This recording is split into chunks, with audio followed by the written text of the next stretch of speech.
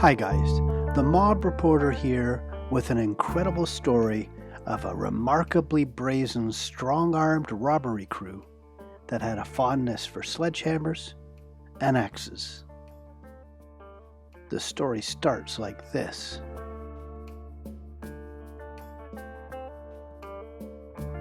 And ends like this. Let me tell you about it. The place is Manchester, a large city in England's north. It's best known now for great soccer.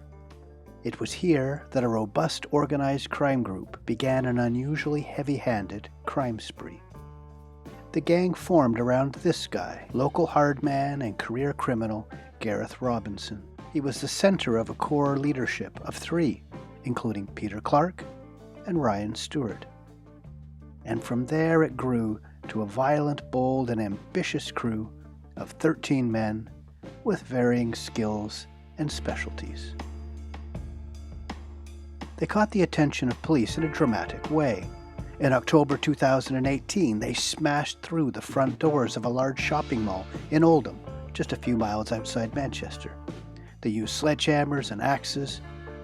Once inside, they repeated that rampaging style to get inside the stores and clear out the valuables.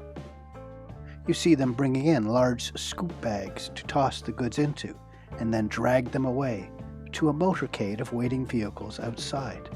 Just imagine what police thought when they saw this security video after arriving to investigate, although maybe they weren't that shocked, since they had earlier caught a glimpse of their tactics when a police patrol noticed a car with stolen license plates and tried to stop it. It turned out to be one of the gang's getaway cars. Instead of giving up or racing away, two guys jumped out and immediately attacked the police car with sledgehammers. Wait, is this guy wearing a scream mask? This became part of the crew's MO. Wildly brazen, they were willing to do anything to escape, repeatedly confronting police and civilians and homeowners and business owners who happened upon their crimes in progress.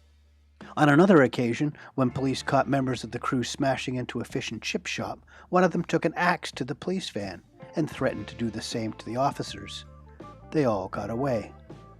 When police found an Audi sedan they had stolen, the officers called for a tow truck to retrieve it.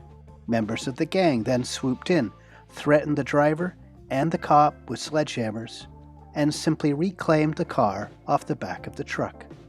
In one raid, the crew smashed their way into a car dealership, cracked open the lockbox where the keys to the new cars were kept, and made off with 20 new vehicles in one swoop.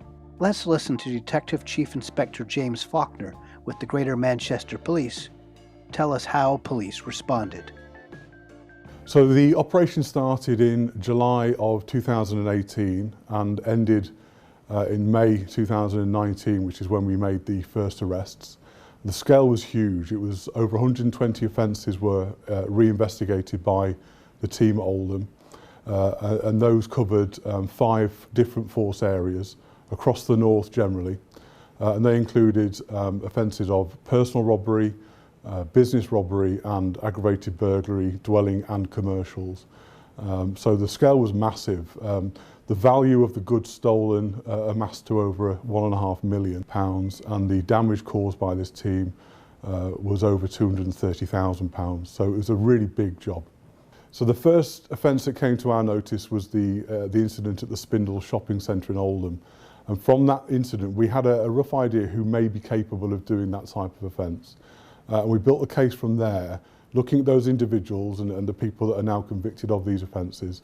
And we built a case with traditional policing tactics, both covert and overt, but we used a number of options that were open to us to pinpoint their locations at the time of the offences occurring, and then eventually we were at the point where we could go and arrest these people. The message to offenders thinking of committing similar types of crime is simply don't bother. You're putting your life and others at risk, and police officers and security personnel at risk.